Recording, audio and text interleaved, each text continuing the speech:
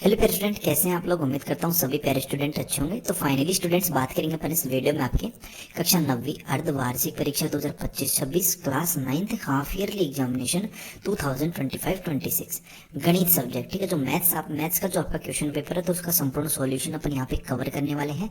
Total number of question की बात करें तो 45 यहाँ पे क्वेश्चन रहेंगे आपके और मैक्सिमम मार्क्स आपके 70 अंक है। ठीक है, चैनल पे पहली बार आए तो चैनल को जरूर सब्सक्राइब कर लेना और हर एक प्रश्न का आंसर जो है अच्छे से देखना। ठीक है, कि किस तरीके से उसका सॉल्यूशन किया जा रहा है, क्योंकि मैथ्स जो है वो कई स्टूडेंटों को टफ भी लगती है, बाकी कई स्टूडेंटों को सबसे सरल सब्जेक्ट भी यही लगती है।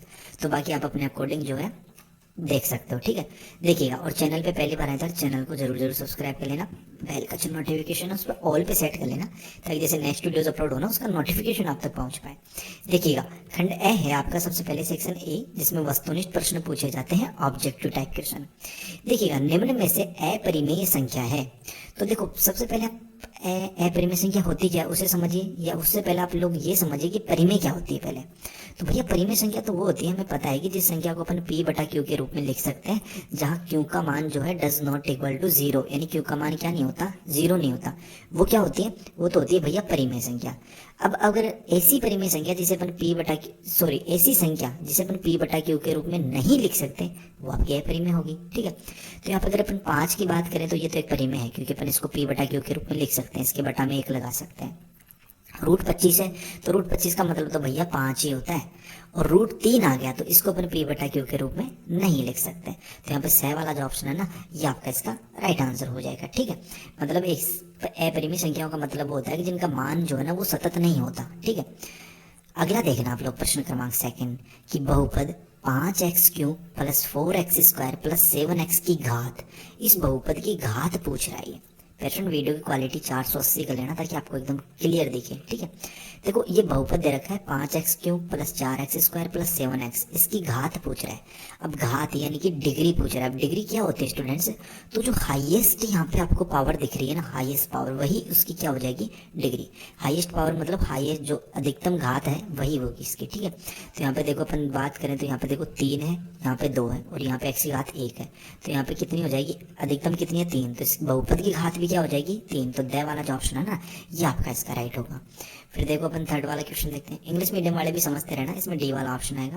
देखो नेक्स्ट है कि यदि x+1 बहुपद 2x³ + 8x² + 3x + k का एक गुणनखंड है, तब k का मान। ये जो है ना, ये x+1 ये इस बहुपद का क्या है स्टूडेंट्स, इसका एक फैक्टर है, मतलब इसका गुणनखंड है। तो इस बहुपद को ये क्या करेगा, संतुष्ट करेगा। ठीक है, तो अपने को k का मान बताना है, यानी देखो x+1। ठीक है, अगर इसकी इक्वल में अपन 0 रखें तो x का मान कितना आ गया स्टूडेंट्स, यहाँ से आपको भैया -1 आ गया। ठीक है, अब ये अगर x का मान अपन -1 इस बहुपद में रखें, ठीक है, तो यहाँ पे इस पूरे बहुपद का मान कितना होना चाहिए, 0 होना चाहिए। क्यों भैया, क्योंकि भैया ये इसका गुणनखंड है, इसका क्या है, गुणनखंड है। इसने पहले बोला है कि ये एक गुणनखंड है। ठीक है, इस बहुपद का क्या है, x+1 गुणनखंड है। तो देखो यहाँ पे -1 रख देते हैं, तो यहाँ पे देखो 2। ठीक है, फिर -1 की घात कितनी बनेगी, यहाँ पे देखो -1 की घात कितनी है, 3। ठीक है भाई, x³ था ना 3। ठीक है, प्लस यहाँ पे 8। ठीक है, और -1 के क्या हो जाएगा, स्क्वायर। ठीक है, समझते रहना, +3। ठीक है, फिर क्या, -1। ठीक है, फिर प्लस क्या है, प्लस है भैया k। ठीक है, ये पेन सही से नहीं चल रहा है। ठीक है, बराबर में क्या जाएगा, 0। ठीक है, बराबर में क्या जाएगा, 0। अब यहाँ पे देखो, ये माइनस की 1 की घात अगर 3 है तो इसका मान कितना होगा, इसका मान होगा भैया 1। और माइनस का 1 जब 2 से गुणा होगा तो कितना बना देगा, -2। ठीक है, अब ये माइनस का 1 का स्क्वायर कितना होता है, -1 का स्क्वायर कितना होता है भैया, 1 ही होता है। जब 1 8 से गुणा होगा तो प्लस का 8 ही रहेगा। ठीक है, प्लस का 8 ही रहेगा। ठीक है, फिर यहाँ पे देखना, ये -1 इस 3 से गुणा होगा तो -3। ठीक है, -3 प्लस क्या, k। प्लस क्या है, k है, बराबर में क्या है, बराबर में भैया 0 है। ठीक है, बराबर में कितना है, 0। अब यहाँ पे देखो, ये -2 और -3 कितने हो गए, -5 हो गए, और प्लस के 8 है, तो कितने बचेंगे यहाँ पे, तो यहाँ पे बचेंगे भैया +3। ठीक है, कितने बचेंगे, +3 प्लस k बराबर में 0। ये पेन सही से नहीं चल रहा है स्टूडेंट्स। ठीक है, लेकिन आप समझते रहना। देखो +3 है, बराबर के इधर लेके जाएंगे तो ये -3 हो जाएगा, और k बराबर में कितना आ गया, माइनस का यहाँ पे ये 3 है। ठीक है, -3 है। उम्मीद करता हूँ ये क्वेश्चन समझ में आ गया होगा, इसमें कोई डाउट नहीं होना चाहिए।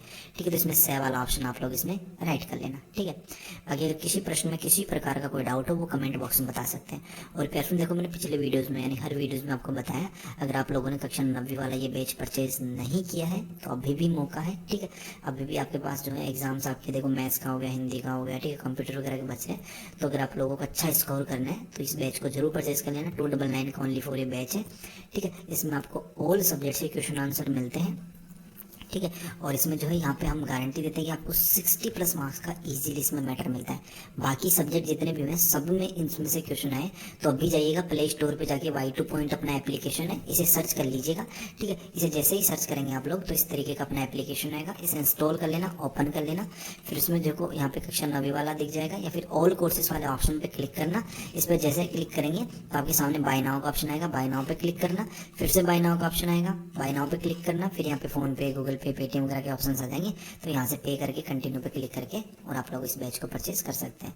इसमें आपको मैथ्स के वो सारे क्वेश्चंस मिल जाएंगे 60+ मार्क्स के जो आपको पेपर में मिलेंगे, ठीक है। बाकी देखो यहाँ पे नेक्स्ट क्वेश्चन अपन देखते हैं। 4th वाला क्वेश्चन है कि बिंदु -2 और 3 किस चतुर्थांश में है।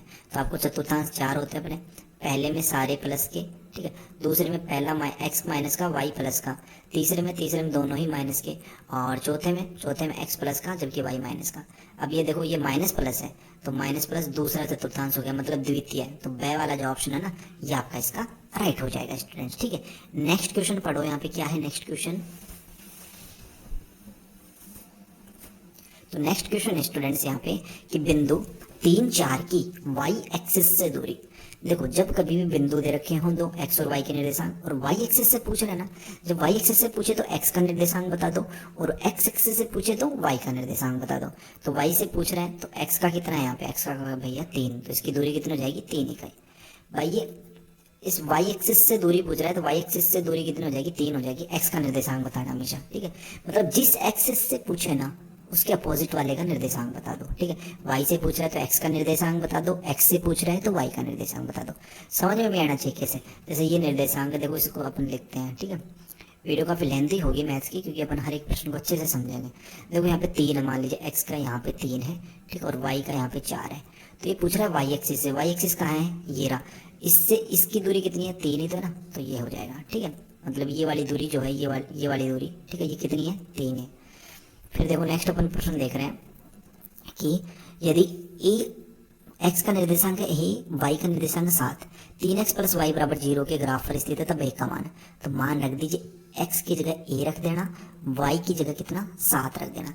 तो कितना बन जाएगा ये समीकरण 3a + 7 = 10, ठीक है, इस तरीके से बनेगा, ठीक है। तो यहाँ पे देखो 3 ऐसे कैसे, ठीक है, बराबर में देखो 10 माइनस कितना हो जाएगा -7 हो जाएगा भैया, ठीक है। तो 3a, ठीक है। अब आप कहोगे ये 7 ये कहाँ से आ गया, देखो x की जगह और y की जगह मान रखे हैं, ठीक है। बराबर देखो 10 में से 7 जाएंगे तो कितने बचेंगे भैया 3। एक की जगह कितना आ जाएगा, एक की जगह आ जाएगा भैया 3/3, यानी कि एक की जगह मान कितना आ गया 1। तो राइट आंसर क्या जाएगा इसका, ब वाला ऑप्शन 1, ठीक है। नेक्स्ट प्रश्न देखना 7वां प्रश्न कि यदि 2 अंकों की संख्या, ठीक है। तो इस प्रश्न को भी अपन समझा देंगे नेक्स्ट वीडियोस में क्योंकि वीडियो काफी लेंथी हो जाएगी। मैं जल्दी से आपको पहले क्वेश्चंस बता देता हूँ। देखो नेक्स्ट है कि 2 बिंदुओं से गुजरने वाली रेखाओं की संख्या कितनी होती है। तो आप लोग समझ गए होंगे, जैसे मान लीजिए एक बिंदु ये रहा, एक बिंदु ये रहा, 2 बिंदु हो गए, इनसे गुजरने वाली रेखाएं कितनी है, तो इनसे गुजरने वाली रेखा हमेशा एक ही होती है, ठीक है, एक ही गुजरेगी 2 बिंदुओं से। अब मान लीजिए कोई रेखा इधर से आ रही है तो ये इसी बिंदु से गुजरी, इससे नहीं क्रॉस हुई ना, कोई मान लीजिए इधर से जा रही है तो इससे हुई, बस एक ही रेखा गुजरेगी। तो इसमें आप लोगों को ए वाला 2 बिंदुओं से हमेशा एक, और एक बिंदु से गुजरने वाली रेखा की संख्या अनंत, ठीक है, ये याद रखना भाई। एक बिंदु है इससे तो अनंत रेखाएं गुजरेंगी, ठीक है, अनंत रेखाएं, लेकिन 2 बिंदुओं से हमेशा एक ही रेखा। देखो मतलब दोनों को टच करनी चाहिए। संभव त्रिभुज की एक भुजा ए है तो इसका परिमाप, भाई संभव त्रिभुज है कोई इस तरीके से। संभव त्रिभुज होता क्या है भैया, भैया वो होता है जिसकी तीनों भुजाएं बराबर, यानी ए ए ए। परिमाप का मतलब क्या होता है, परिमाप का मतलब होता है भैया भुजाओं का योग। तो 3a हो गई मतलब 3 भुजाएं होंगी तो इसका परिमाप भी 3a, ठीक है। तो यहाँ पे ए वाला ऑप्शन इसका राइट हो जाएगा। देखो 5 सेंटीमीटर त्रिज्या वाले अर्धगोले का संपूर्ण पृष्ठीय क्षेत्रफल होगा। अब मेरे को ये बताइए, जो गोला होता है भैया, ठीक है, तो गोले का पृष्ठीय क्षेत्रफल क्या होता है। आप कहोगे संपूर्ण पृष्ठ का क्षेत्रफल क्या होता है, तो आप कहोगे भैया 3πr², यही होता है ना। किस किस को याद है गोले का संपूर्ण पृष्ठीय क्षेत्रफल, तो वो यही होता है। अब किसको अर्धगोले का परिमाप याद है, ठीक है। अर्धगोले का परिमाप क्या होता है कमेंट बॉक्स में बताना, ठीक है। देखिए किस किस को क्षेत्रफल परिमाप वाले फॉर्मूले याद रहते हैं तो हम देखते हैं। बाकी अर्धगोले का परिमाप क्या होता है कमेंट बॉक्स में बताना। देखो अपन इसका आंसर निकालते हैं।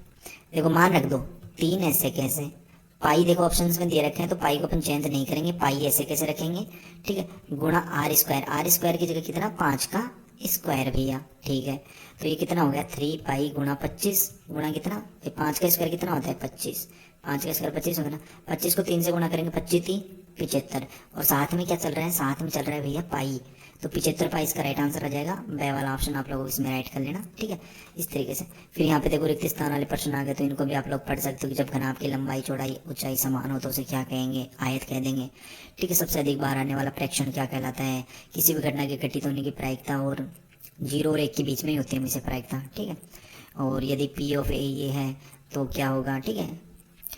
और बाकी आगे जितने भी क्वेश्चन हैं वो नेक्स्ट वीडियो में कवर करेंगे, वीडियो थोड़ी सी लेंथी हो गई है, ठीक है। बाकी नेक्स्ट वीडियो में आपको जल्दी इसकी प्रोवाइड करवा दूंगा। तब तक मैंने जितने प्रश्न बता दिए हैं उनको प्रैक्टिस कर लीजिए। कोई डाउट हो किसी प्रकार का कुछ भी आपको पूछना हो तो जल्द से कमेंट बॉक्स में बता देना। चैनल को सब्सक्राइब नहीं किया, चैनल को जरूर सब्सक्राइब कर लेना। और पेरेंट अगर आपको टेंशन फ्री रहना तो बैच को परचेज कर लेना, इसमें आपको क्वेश्चन मिल जाएंगे, ठीक है। उनकी प्रैक्टिस करके चले जाना बस बिंदास। बाकी जो है आप लोग अपने दोस्तों के साथ इस वीडियो को आपको शेयर जरूर करना है, ठीक है। मिलते हैं स्टूडेंट्स जल्दी नेक्स्ट वीडियो में, होश हम जोश के साथ। तब तक सभी प्यारे स्टूडेंटों को बाय, धन्यवाद, टेक केयर स्टूडेंट्स, मिलते हैं, बाय।